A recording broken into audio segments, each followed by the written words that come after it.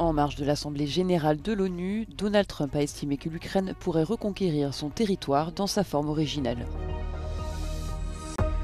La Commission européenne demande la mise en place d'un mur de défense contre les drones après que plusieurs engins ont bloqué l'aéroport de Copenhague pendant des heures. Israël va fermer jusqu'à nouvel ordre le poste frontière d'Allenby. Il s'agit du principal point de passage entre la Cisjordanie occupée et la Jordanie. US President Donald Trump praised Ukraine's fight against Russia here in New York during the UN General Assembly. He said that Ukraine should restore its pre-war border. He also said that sanctions on Russia remain an option. In a press conference with Zelensky, Trump said that NATO countries should shoot down Russian aircraft if they enter NATO space. Zelensky will address the UN on Wednesday. Eleonora Vasquez, Euronews, New York. Donald Trump s'est exprimé mardi devant l'Assemblée générale des Nations unies. C'est la première fois qu'il y prenait la parole depuis 2020. Critique de l'ONU, de la lutte contre le réchauffement climatique, le président des États-Unis a profité de cette 80e session pour faire passer de nombreux messages, y compris un anti-immigration à destination de l'Europe. I'm the president of the United States, but I worry about Europe. I love the people of Europe, and I hate to see it being devastated by energy and immigration. This double-tailed monster destroys everything in its wake, and they cannot let that happen any longer. You're doing it because you want to be nice, you want to be politically correct, and you're destroying your heritage. Le président des États-Unis s'est une nouvelle fois attribué le mérite d'avoir mis fin à cette guerre. Likewise, in a period of just 7 months, I have ended 7 unendable wars. They said they were unendable. You're never going to get them solved. Some were going for 31 years, 2 of them, 31, think of it, 31 years. One was 36 years. One was 28 years. I ended 7 wars. Arménie, Azerbaïdjan, Serbie et Kosovo, a énuméré le président américain. Par exemple, il a aussi suggéré qu'il devrait remporter le prix Nobel de la paix pour sa gestion de conflit. Everyone says that I should get the Nobel Peace Prize for each one of these achievements. But for me, the real prize will be the sons and daughters who live to grow up with their mothers and fathers, because millions of people are no longer being killed in endless and unglorious wars. Mais le président américain a réservé certaines de ses critiques les plus sévères à l'Organisation des Nations Unies elle-même. Not only is the UN not solving the problems it should, too often, it's actually creating new problems for us to solve. The best example is the #1 political issue of our time, the crisis of uncontrolled migration. It's uncontrolled. Your countries are being ruined. The United Nations is funding an assault on Western countries and their borders. Le 80e débat général de l'ONU continue jusqu'au lundi 29 septembre. La Commission européenne demande la mise en place d'un mur de défense contre les drones le long du flanc oriental de l'UE après que plusieurs engins pour l'heure d'origine inconnue ont bloqué l'aéroport de Copenhague pendant plusieurs heures ce lundi soir. But still, for those who still doubted the need to have a drone wall in the European Union, well, here we get another example of how important it is. The latest attacks in Romania, in Poland, in Estonia, now in Denmark, 4 member states have been targeted. And this is precisely why we will be working on this drone wall. As mentioned by Anita, Commissioner Kubilius will meet with the 7 frontline member states. I named them yesterday. Here we go again. Estonia, Latvia, Finland, Lithuania, Poland, Romania, Bulgaria. And I can now add to that list also Denmark, of course, on top of Ukraine. Many thanks, Carl.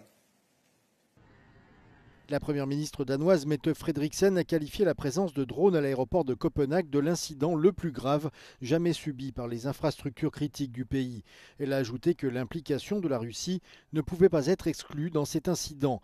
En réponse, la Commission européenne a donc réfléchi et présenté un projet de défense contre les drones porté par Ursula von der Leyen. 8 pays y participeront avec un seul objectif, détecter et contrer rapidement toute incursion aérienne. Ces derniers mois, la Pologne, la Roumanie et l'Estonie ont déjà vu leur espace aérien violé par des appareils russes.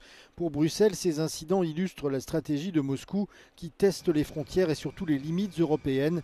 Il confirme aussi que l'Union ne peut plus tergiverser face à ce genre d'agression.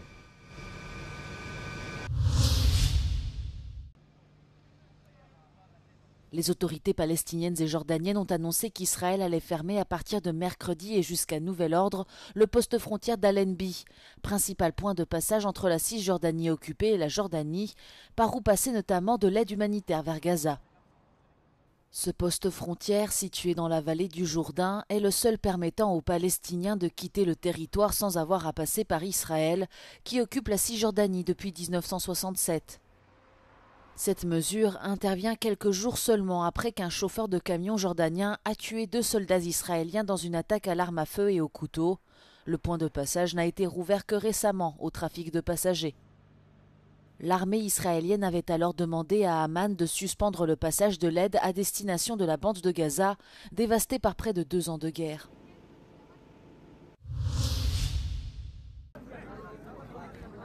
Au moins 145 migrants ont été secourus au large de la Crète depuis le début de la semaine.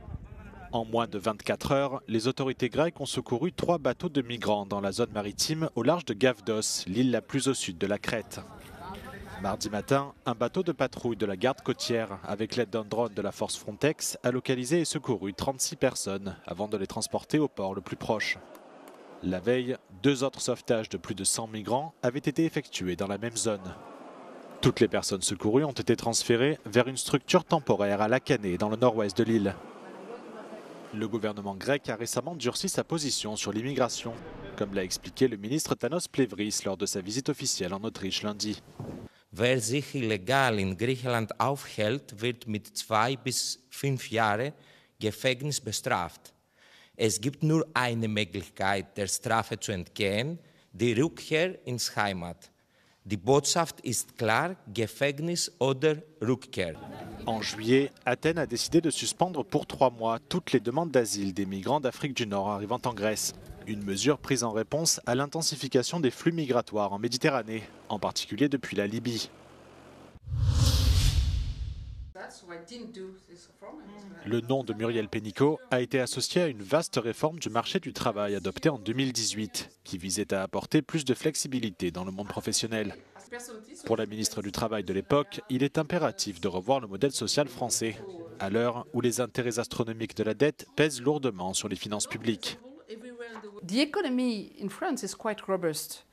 But nevertheless, we have a very high level of debt, and now the interest of the debt is too heavy to be supported. So we have to act on that.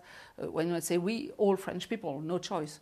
But the question is to understand why, to be sure we take the right actions. And in the why, something positive that are turned in negative in a way, it's to have a very high level of social model.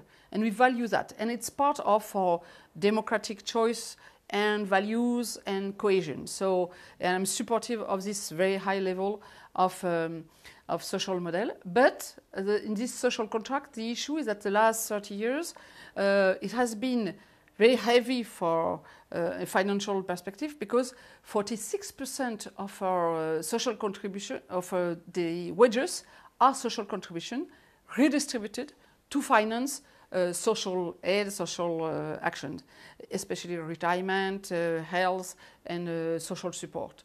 And the issue, it's good in its sense to reduce inequalities, financial inequalities, but we have under-invested on what is the real equality. For me, it's equality of opportunities, meaning that we have a high level of redistribution, but we are not investing so much in education and health and infrastructure that we, as much as we should and could. Most people think that the life of their children will be worse than theirs. They don't hope a better future. It's very difficult in a democracy if you don't believe in a better future. Democracy is about freedom.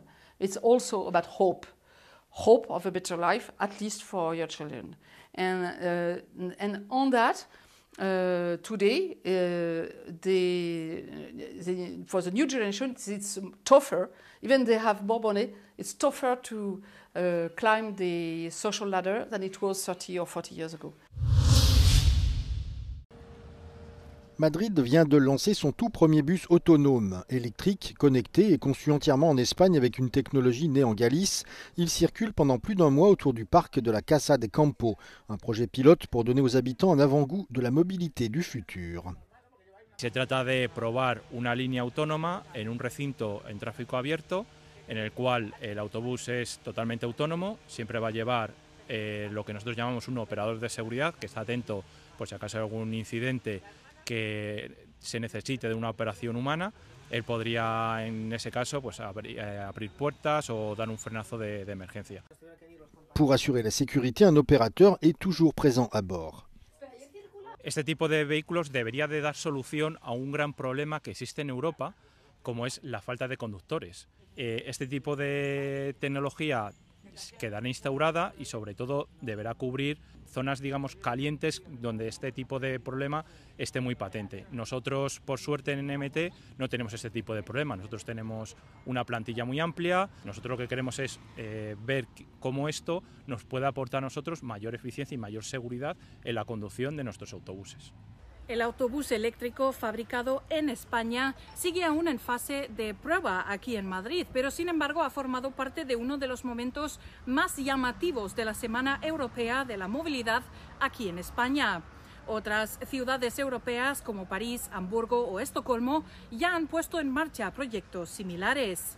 El reto ahora es pasar de la etapa experimental a convertirse en el transporte del mañana. Cristina Zucker para Euronews en Madrid.